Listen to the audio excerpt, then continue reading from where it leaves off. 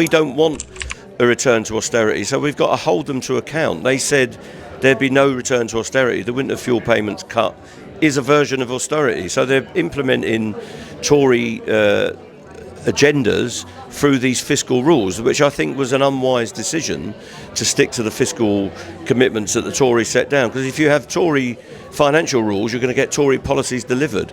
So we've got to keep, in our movement, defending pensioners who are retired workers at the end of the day. They're still part of our movement, they're part of the working class. But we've got to defend children, we've got to defend single parents, we've got to defend people with disabilities, all part of our movement, and make sure they all get a square deal out of the economy.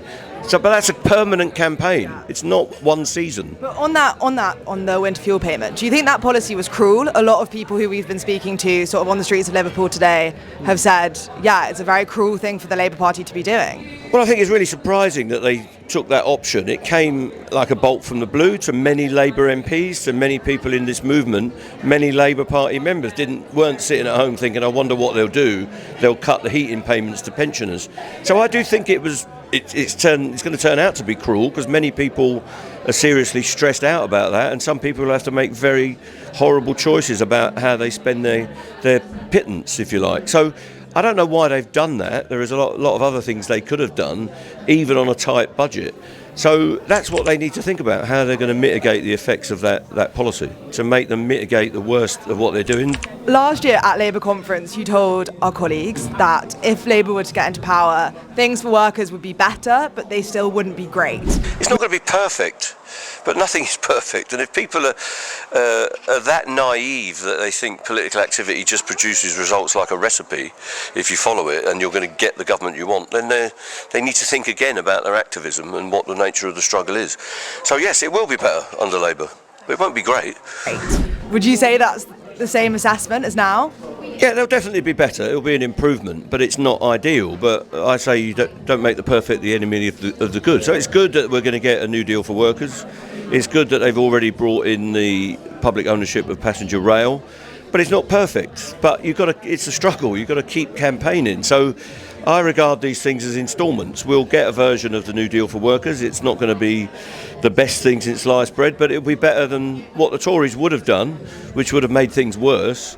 And this will be the start of rebuilding industrial rights, workers' rights and trade union rights, but also rebuilding our public services as well. And you talked about how trade unions exist independently of whatever government, and sort of the onus is on them to lobby and to push for what they need. Traditionally, obviously, Labour's been sort of associated as a party of trade unions, as a party of workers.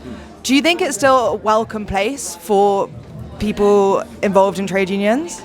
Yeah, I think you can see that today. We get packed meetings. We did another packed fringe meeting yesterday. The unions still have a role in the Labour movement, and the Labour Party has a role with the trade unions. But it's never been that the unions dictate what the Labour Party does.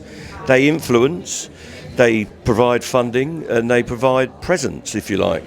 But so do think tanks, so do intellectuals, so do lots of other individual party members. So that's part of a debate, and it's a good thing that there's such a broad coalition of people. But do you think we would see any positive change with regards to workers' rights if it wasn't for trade unions putting pressure on the government? Well, it would be less organic. It would be given down from certain parties about what they think you should get as a worker, whereas what in this relationship, it's what can be achieved through a dialogue between the trade unions and the politicians, but business is in there as well, let's not forget, trying to influence. So you get a better outcome if there's a strong relationship and strong dialogue between the unions and the Labour politicians. But do you think Labour are welcoming to those changes? They still kind of use this dialogue of having to make concessions to the unions, or do you think it's a dynamic of working together? I think that's the way that some of the media style it.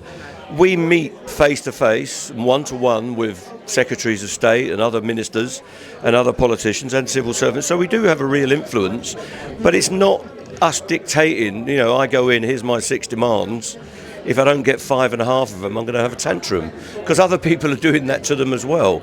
So it's a struggle, and the struggle never stops. You'll never get a perfect solution to any situation. So we will keep plugging away getting a better society, and that includes better rights for workers.